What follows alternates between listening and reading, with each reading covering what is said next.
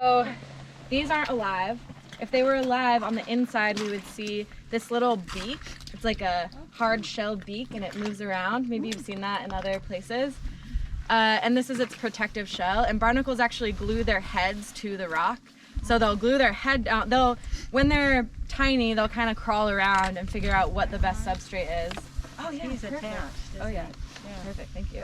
And then once it glues its head, it finds its spot and it's going to be there permanently, so it has to choose carefully. It'll glue its head down, and then out of that beak, when it's covered in water, will come its legs. They're like these little hairs, and they kind of flail around, and barnacles are filter feeders, so they'll pull in whatever they can find and then pump the water back out. So it's pretty cool to see underwater. If it were alive, you wouldn't be able to pull it off the rock. Exactly, yeah. Yeah, and there's just this goopy, gooey body on the inside. So once I was on a skiff tour and we accidentally bumped the shell on a rock of the oyster, and the shell broke off and there was just this kind of goopy...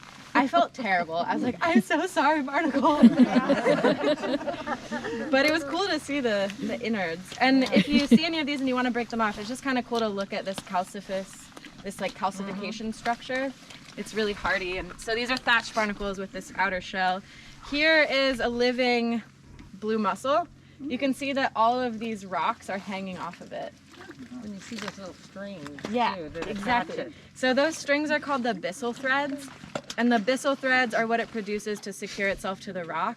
Mussels depend on being able to withstand currents and storms.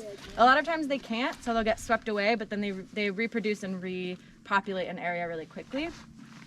But these byssal threads are pretty strong, as you can see. It can hold up all these rocks. And I'll pass this around, they're just these little threads, and the coolest thing that they do with these threads is fend off predators. So when there's a snail, for example, a lot of sea snails will drill into mussels to eat them. And so a lot of mussels will sense when the snail is trying to drill into it, and it'll push out some byssal threads and kind of body slam the snail to the rock and just secure it permanently. Like, too bad.